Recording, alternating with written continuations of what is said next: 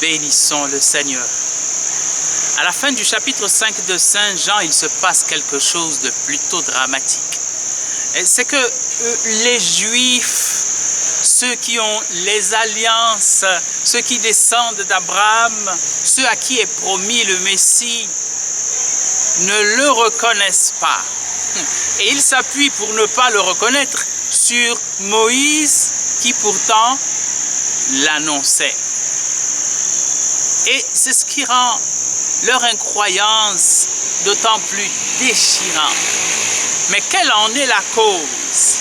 La cause n'est certainement pas leur connaissance, mais leur ignorance des Écritures. Ils n'y ont pas vu une loi de Dieu, mais des préceptes humains.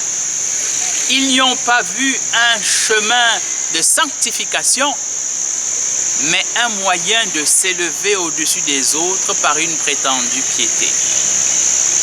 Alors, lorsque le Saint s'est présenté à eux, Jésus, Fils de Dieu, lorsque le Messie a fait son entrée en scène, ils ne pouvaient pas le reconnaître. Leur structure mentale, leur schéma d'attente du Messie était tel que Jésus n'y répondait en rien. En quoi ce Messie nous apporte-t-il de gouverner, de diriger le monde? En quoi nous apporte-t-il d'être considéré comme grand? En quoi nous apporte-t-il d'être au-dessus des autres? En rien. Cet homme s'attache aux petits, aux faibles, et même aux pécheurs.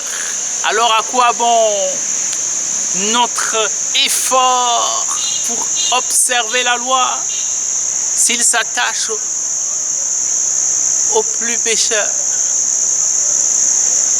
Eh bien, la connaissance de Dieu est ce qui est au centre de la loi.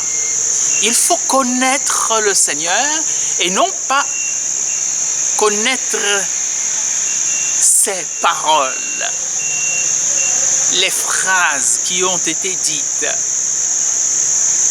Le connaître aurait permis de le reconnaître en son Fils qui est la parfaite manifestation de son être. Et nous, sommes-nous prêts à reconnaître Jésus humble,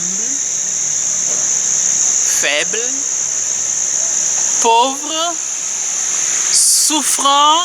Le temps de carême nous y aide. Et peut-être, en ouvrant un peu plus les yeux, le verrons-nous. Bénissons le Seigneur.